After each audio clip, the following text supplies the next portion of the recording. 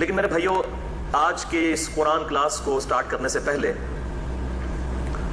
آج کل ایک بہت بڑا برننگ ایشو ملک پاکستان کے اندر چل رہا ہے.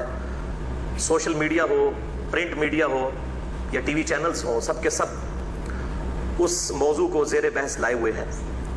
اور آج عشاء کی نماز ابھی پڑھنے سے تھوڑی دیر پہلے ہی مجھے کافی بھائیوں کے ٹیکسٹ آئے کہ اس ایشو کے اوپر بھی اس قرآن کلاس کے اندر کچھ بات کی جائے.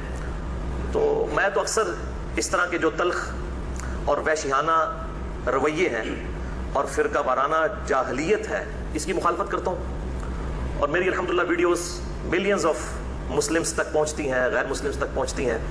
کتاب و سنت کی جو صحیح پکچر ہے وہ کیا ہے، اس کو پیش کرنے کی میں کوشش کرتا ہوں. اور میرا اشارہ اس واقعے کی طرف ہے جو خیبر پختونخوا میں خان عبد الولی خان جو یونیورسٹی ہے مردان میں، اس کے اندر ایک سٹوڈنٹ جس کا نام مشعل خان تھا، اس کا وحشیانہ قتل کیا گیا. اور صفاقی کے ساتھ پبلک گیدرنگ میں لوگوں نے اسے توہین مذہب کا الزام لگا کر اور گستاخ رسول ڈکلیئر کرتے ہوئے، خود قانون کو ہاتھ میں لیتے ہوئے اس کو برہنہ بھی کیا اور ڈنڈے مار کر اور مکے مار کر اور ٹانگیں مار کر بیلٹوں سے پٹائی کر کے اس کو قتل کر دیا. اور میں ایک مسلمان مبلغ کی حیثیت سے اس قتل کی مذمت کرتا ہوں.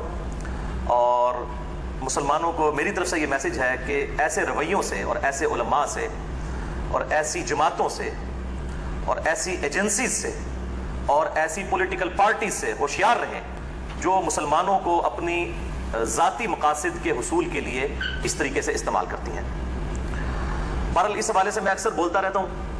ابھی میں نے نماز پڑھنے کے فوراً بعد ہی جو ذہن میں 4-5 پوائنٹ آئے تھے لکھے، کیونکہ میرا ارادہ تو نہیں تھا میں اس طرح کے ایشوز کے اوپر بڑے ڈیٹیل لیکچر دیتا ہوں. جنید جمشید صاحب کے اوپر جب گستاخی کا الزام لگا، میرا وہ لیکچر ملینز آف پیپل تک پہنچا الحمدللہ. مسئلہ نمبر 105 ہماری ویب سائٹ اہلسنتپاک.com پر جنید جمشید پر گستاخی کے الزام کا تحقیقی جائزہ. اسی طریقے سے یہ گستاخانہ فلم اور کارٹون کے حوالے سے جو مسلمانوں کو ٹریگر کیا گیا اور مسلمانوں کی بدنامی کے لیے اس قسم کے لوگ یوز کیے گئے کہ جنہوں نے بجائے گستاخانہ رسول کو کنڈیم کرنے کے مسلمانوں کی املاک کو نقصان پہنچایا، مسلمانوں کی مارکیٹس کو آگ سے جلا دیا اور پوری دنیا کے اندر فساد برپا ہوا. اس حوالے سے میں نے بڑی ڈیٹیل سے ایک انٹلیکچوئل لیکچر دیا ہے. مسئلہ نمبر 49 گستاخانہ فلم اور کارٹون کے حوالے سے مسلمانوں کا کیا عقیدہ ہونا چاہیے اور اس حوالے سے انٹرنیشنل لیول کے اوپر مسلمانوں کو کیا لائے عمل اختیار کرنا چاہیے. میں نے الحمدللہ فرقہ واریت کی لعنت سے بالاتر ہو کر حق بات امت تک پہنچانے کی اس میں کوشش کی الحمدللہ. آج بھی میں یہ مختصر سے وقت میں اپنا لیکچر سٹارٹ کرنے سے پہلے 5 علمی پوائنٹس ڈسکس کر لوں. علمی پوائنٹ نمبر 1، کسی بھی انڈیویجول شخص کو قطعاً اسلام میں اجازت نہیں ہے کہ وہ قانون کو ہاتھ میں لے کر خود سے قاضی اور جسٹس بن کے کسی کو کوئی سزا سنائے، چاہے وہ مسلمانوں کا امیر المؤمنین ہی کیوں نہ ہو، چاہے کوئی صحابی ہو یا آج کا مسلمان ہو. اللہ تعالیٰ نے کسی کو یہ اختیار نہیں دیا کہ وہ خود قانون کو ہاتھ میں لے جب تک کہ مقدمہ عدالت میں پیش نہ ہو اور شواہد کی بنیاد کے اوپر کوئی انٹلیکچوئل ڈیسیژن نہ کر لیا جائے. کسی کو یہ اختیار حاصل نہیں ہے. اور خصوصاً ہمارے ملک پاکستان میں جہاں پر ہمارے آئین کے اندر 295C گستاخ رسول کی سزا کے حوالے سے موجود ہے، وہاں تو قطعاً کسی کے لیے کوئی گنجائش نہیں ہے کہ وہ قانون کو ہاتھ میں لے. اور اگر کوئی شخص اس طریقے سے قانون کو ہاتھ میں لیتا ہے کسی مولوی کے پٹی پڑھانے کے اوپر یا کسی جذباتی انسان کے ڈی ٹریک کرنے کے اوپر، تو ایسے شخص کو قتل کے بدلے میں قتل کیا جانا چاہیے اور قصاص لے کر امت کو حق بات پہنچانی چاہیے. ایسے لوگوں کو دیت کے ذریعے بھی نہیں چھوڑنا چاہیے اور نہ ہی جو ہے وہ معافی والا معاملہ ایسے لوگوں کے ساتھ ہونا چاہیے جو اس طریقے سے خواہ کسی ایسے شخص کو قتل کریں جو قرار واقعی گستاخ ہو، تب بھی ایسے لوگوں کو سزا دینی چاہیے. کیونکہ ہمارے ملک کے اندر لوگ اپنی ذاتی دشمنی نبھانے کے لیے بھی کسی کو گستاخ رسول ڈکلیئر کر دیتے ہیں. ساتھ ہی ساتھ حکومت کی بھی ذمہ داری ہے کہ ایسے لوگ جو فیس بک کے اوپر یا یوٹیوب کے اوپر گستاخانہ مواد اپلوڈ کر رہے ہیں ان پہ کڑی نظر رکھی جائے. اور سائبر کرائم کے حوالے سے ہمارے ملک کے اندر ویسے بھی قانون اب بن چکا ہے. یہاں پر یہ بھی چیز دیکھنے والی ہونی چاہیے کہ آج کل جو سوشل میڈیا ہے اس کے اوپر تو آپ کسی کا فیک آئی ڈی بنا کے بھی، کوئی جعلی آئی ڈی بنا کے بھی کسی کے حوالے سے اس طرح کی کوئی چیز پروپیگیٹ کر سکتے ہیں. اسی لیے الحمدللہ میں اپنی ذات کے حوالے سے پہلے دن سے ہی نہ میں نے کبھی فیس بک یوز کی ہے، نہ کبھی واٹس ایپ یوز کیا ہے، نہ میں نے اپنا کبھی ریٹن پیغام کہیں پر دیا ہے. صرف میری ویڈیوز ہوتی ہیں اس میں اگر کسی کی ہمت ہے تو کوئی ڈبنگ کر کے تو کوئی اپنا لقمہ میرے منہ میں ڈالنے کی کوشش کرے تو وہ پکڑا جائے گا, ادروائز ریٹرن میں کوئی ایسی چیز نہیں دیتا الحمدللہ. تو حکومت کو ایسے لوگوں کو پکڑنا چاہیے اور تحقیق کرنی چاہیے کہ واقعی ان لوگوں نے ایسا کیا ہے یا نہیں. علمی پوائنٹ نمبر 2 بھائیو, جہاں تک میرا ایکسپرٹ اوپینین ہے, چونکہ میں تمام مکاتب فکر کے ساتھ رہا ہوں, بریلوی, دیوبندی, اہل حدیث, اہل تشیع, سب کے ساتھ, میں قادیانیوں کے علاوہ تمام مکاتب فکر کے مسلمانوں کو الحمدللہ مسلمان ہی سمجھتا ہوں. البتہ جو علمی اختلاف ہے میں سب کے ساتھ کرتا ہوں الحمدللہ ویڈیو کے اندر. باقی علماء کی تو یہ حالت ہے کہ وہ اختلاف کرتے ہوئے اپنے علاوہ سب کو اسلام سے نکال دیتے ہیں, اور میں سب سے اختلاف کرنے کے باوجود سوائے قادیانیوں کے کسی کو اسلام سے نہیں نکالتا الحمدللہ. تو کوئی بھی مسلمان ہو, سنی ہو, شیعہ ہو, یا ان کے جتنے آف شوٹس ہیں, بریلوی, دیوبندی, اہل حدیث, اہل سنت کے آف شوٹس, یا اہل تشیع کے اندر اثنا عشری ہوں, زیدیہ ہوں یا اور ہوں, کوئی بھی شخص جان بوجھ کر کبھی بھی گستاخ رسول نہیں ہو سکتا. یہ میرا عقیدہ ہے. کوئی شخص بھی دوزخ میں جانے کے لیے تیار نہیں ہے. تو اس حوالے سے اگر کوئی مسلمان گستاخی کرتا ہے تو اس کی تحقیق ضرور ہونی چاہیے تاکہ پتہ چلے. ایون غیر مسلم بھی کرتا ہے تو وہ بھی دیکھنا چاہیے کہ واقعی اس نے کیا یا نہیں. آپ کو پتا ہے کہ چند سال پہلے اسلام آباد میں ایک کرسچن لڑکی کے اوپر جھوٹا الزام لگایا ایک مولوی نے, اور وہ بیچاری وہ یہ کوڑے کرکٹ کے ڈھیروں سے صفات چن کے بیچنے والی تھی. تو وہ تو مؤذن نے اس کا چٹا پٹا کھول دیا کہ اس نے وہ اپنی ذاتی دشمنی نبھانے کی خاطر قرآن پاک کے یا کسی جو قاعدے کے کچھ صفحے پھاڑ کے تو وہ گندگی کے ڈھیر پہ پھینکے. اس بیچاری نے اٹھا لیے تو اس حوالے سے اس پہ الزام لگا دیا. بعد میں خیر چٹا پٹا کھل گیا. یہاں تو علماء جو ہے نا وہ اس طرح کی ایکٹیویٹیز کرتے ہیں اپنی ذاتی مقاصد کی خاطر. تو چاہے غیر مسلم ہو یا مسلمان ہو, اس میں احتیاط کی ضرورت ہے. تو کسی بھی کلمہ گو کے بارے میں ایسی بدگمانی نہ کریں. اور ایون غیر مسلم بھی اس مسلمان ملک کے اندر کس طرح کو جرت کر سکتا ہے جو کمیونٹی میں رہنے والے لوگ ہیں کہ اس طرح کی گستاخی کریں. اللہ ہے کہ جذباتی طور پہ کسی سے کوئی ایسے الفاظ نکل جائیں تو اس کی اصلاح کی کوشش کرنی چاہیے, بجائے کہ اس پہ فتوے لگا کے اس کو قتل کرنے کی کوشش کریں. اس کی توبہ اور اصلاح کی فکر کرنی چاہیے, اس کی آخرت کی فکر کریں, اس کے ساتھ ہمدردی کریں. چیز ہے کہ آپ اس کو جو ہے وہ نعوذ باللہ من ذالک قتل کر کے اور توبہ کا موقع بھی اس سے چھین لیں. یہ حرکت نہ کریں. نبی صلی اللہ علیہ وآلہ وسلم کی یہ تعلیمات قطعاً نہیں ہے, قطعاً نہیں ہے. علمی پوائنٹ نمبر 3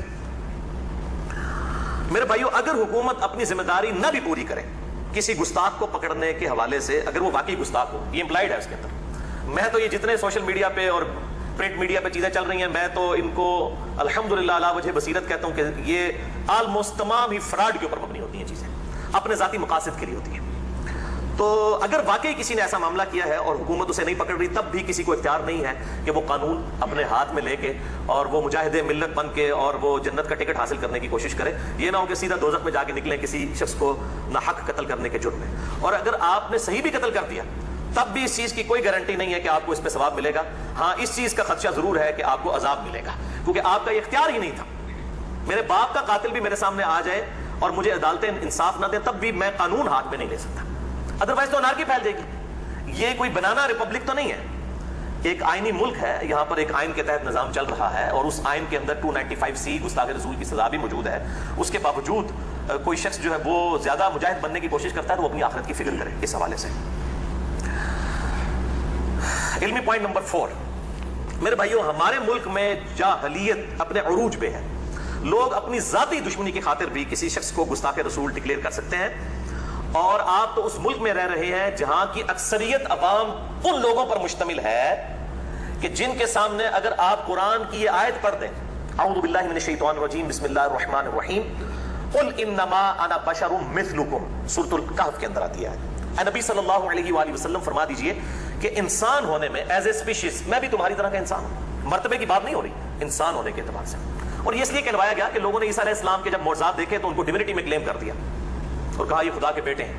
ہمارے محبوب صلی اللہ علیہ وآلہ وسلم کے حوالے سے اللہ تعالیٰ نے یہ چیز کلیئر کروا دی. پھر صحیح بخاری میں کتاب الانبیاء چیپٹر میں حدیث ہے, آپ صلی اللہ علیہ وآلہ وسلم نے فرمایا, دیکھنا میری شان کو اس طرح بلند نہ کرنا جس طرح نصارہ نے اپنے نبی کو اتنا شان میں بلند کیا کہ اللہ تعالیٰ کے ساتھ شریک ٹھہرا دیا. میں اللہ کا بندہ اور اس کا رسول ہوں, مجھے اللہ کا بندہ اور اس کا رسول ہی کہنا.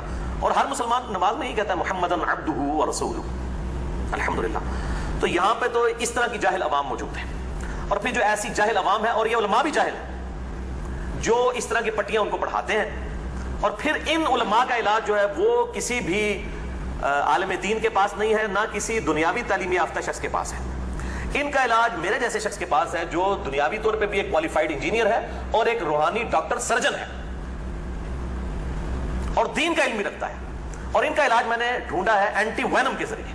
कोबरा सांप जब किसी को काट जाए ना, तो उस सांप के जहर का इलाज दुनिया की कोई दवाई नहीं कर सकती सवाए उस वैक्सीन के जो कोबरे के जहर से तैयार की जाती है। उस वैनम का इलाज उस एंटी वैनम से होता है। और मैं इसे पंजाबी में कहता हूं फग्गी, यानी जब किसी को हक बात सुन के पेट में दर्द शुरू हो जाए ना, तो फिर मैं उसको फग्गी देता हूं ताकि 1-2 डकार ले, फिर उसका पेट में आराम उसको आ जाए। और फिलॉसफी में इसको हम कहते हैं लॉजिकल आंसर, उर्दू में हम कहते हैं इल्जामी जवाब।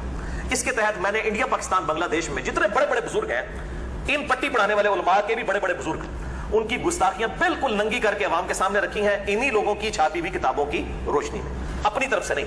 और मसला नंबर 71B मेरा ahlesunnatpak.com हमारी वेबसाइट पे रिकॉर्डेड मौजूद है। यूट्यूब पे आप जाके स्पेलिंग लिखें 71 B फॉर बॉय डैश मसला MAS वाला कामा ALAH, मसला कहते हैं अरबी में सवाल करने को। तो अल्हम्दुलिल्लाह वो लेक्चर खुल जाएगा। हजारों लोग देख चुके हैं उसके क्लिप्स, लाखों लोग देख चुके हैं, और लोगों की इस्लाह का सबब बना है कि हम जिन बुजुर्गों को इतना मानते थे, कोई कलमा पढ़वा रहा है ला इलाहा इल्लल्लाह चिश्ती रसूलुल्लाह नाऊदु बिल्लाह, कोई कलमा पढ़वा रहा है ला इलाहा इल्लल्लाह अशरफ अली थानवी रसूलुल्लाह नाऊदु बिल्लाह मिन ज़ालिक।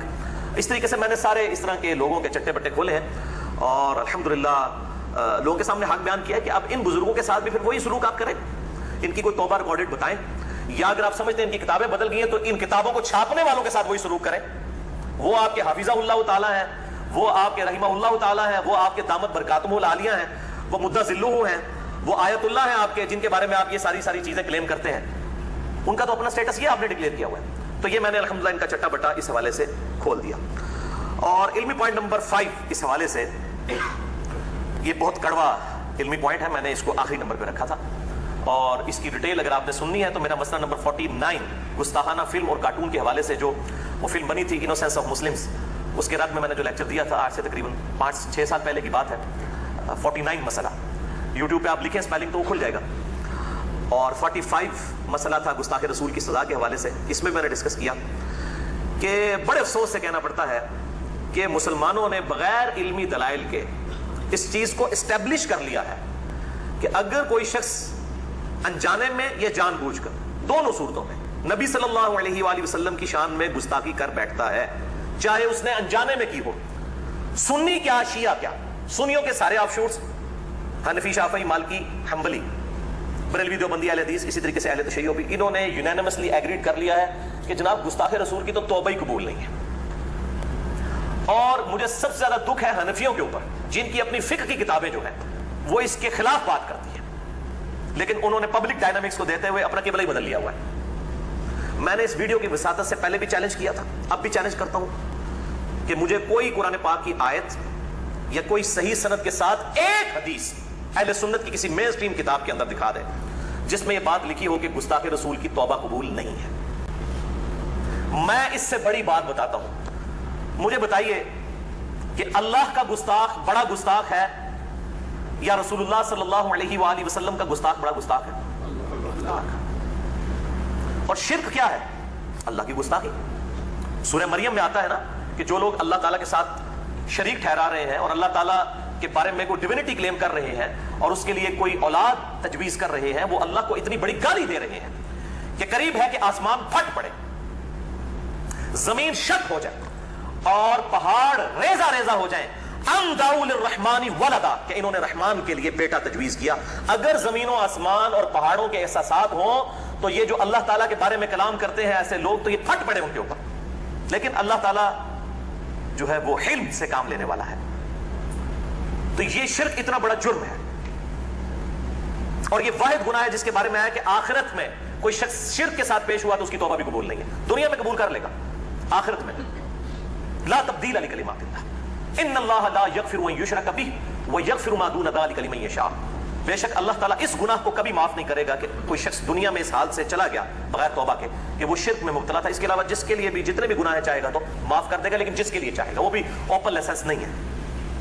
अब ये कितना खतरनाक मामला है मेरे भाइयों कि शिर्क जो है, जो आखिरत में भी माफ नहीं होना, आखिरत में जो गुनाह माफ नहीं होना, और मुशरिक के ऊपर जन्नत हराम कर दी गई है। इन्नहु मन युशरिक बिल्लाह फक़द हर्रमल्लाहु अलैहिल जन्नह व मअवाहु अन्नार व मा लिज़्ज़ालिमीन मिन अंसार। सूरह अल-माइदा आयत नंबर 72। बेशक जो कोई अल्लाह के साथ शिर्क करे तो अल्लाह ताला ऐसे शख्स को कभी माफ नहीं करेगा। ऐसे शख्स के ऊपर बेशक जन्नत हराम है और उसका ठिकाना दोज़ख है और वहां पर उसका कोई मददगार